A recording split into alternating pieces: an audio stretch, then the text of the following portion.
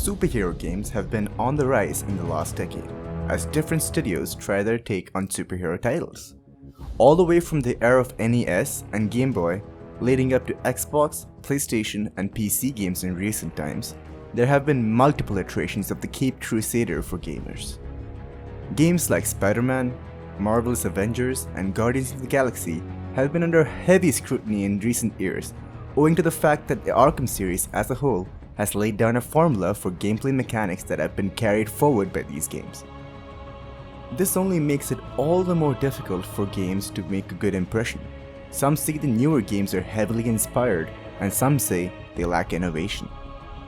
The opening cutscene in Arkham City alone captures the player and instills a feeling of uneasiness, as Hugo Strange, one of Batman's most famous adversaries from the comics, puts across a bone-chilling monologue.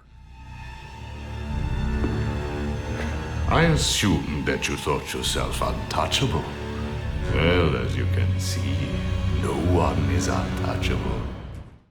With the superhero game roster getting bigger by the day, it's worth revisiting one of the few games in gaming history that is considered a classic by many. Hey, I'm Aditya, and this is a review of Batman Arkham City. Arkham City works like a hybrid between Splinter Cell and a beat-em-up, where the gameplay borrows a lot from the previous game, but builds upon it with heavier customization and a bigger and more open world. The addictive gameplay is simple, with one button triggering punches, one triggering counters, and one triggering the jump. This is paired with other controls so as to perform multiple ground takedowns, stun attacks with bats, and other moves that use different gadgets from Batman's toolbelt. It's extremely easy to get through combat sections, owing to various multipliers such as the special combo takedowns and the disarm and destroy tactics, which can be acquired by tapping square repeatedly and triangle to counter, leading up to a 15-hit combo. This breaks the illusion of having to learn anything new for first-time players, as mashing these two buttons alone can create a rhythm to get through most fighting segments in the game. Although it's not technically as solid as Arkham Knight's graphical fidelity, the art style, character design, and voice acting are all top-notch, which fits in excellently with the updated UI of the game.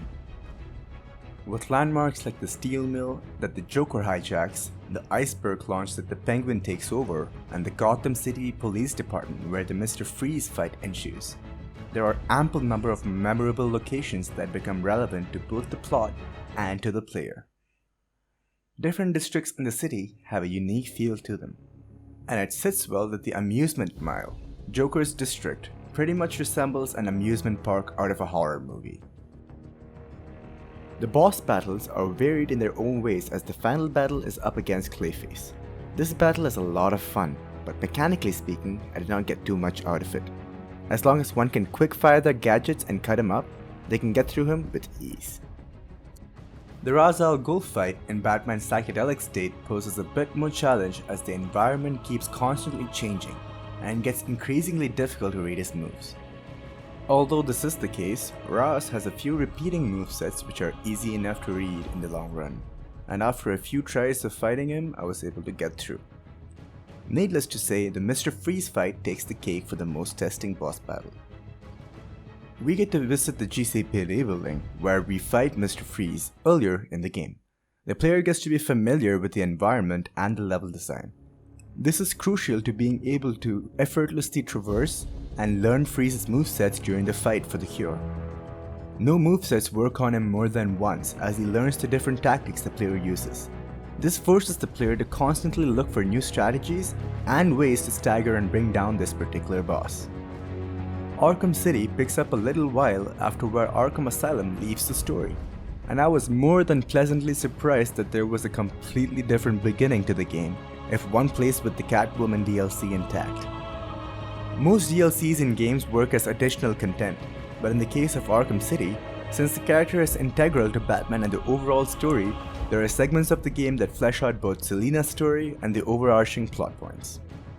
Catwoman plays essentially the same as Batman with very similar movesets. Her animations are different and her gadget selection is unfortunately very limited as when compared to Batman's toolbelt. She's a much faster character, and her traversal across Arkham City leaves one longing for a lot more. She uses her claw and whip to scale buildings which feel a lot more grounded and satisfying than flying around as Batman, in my personal opinion.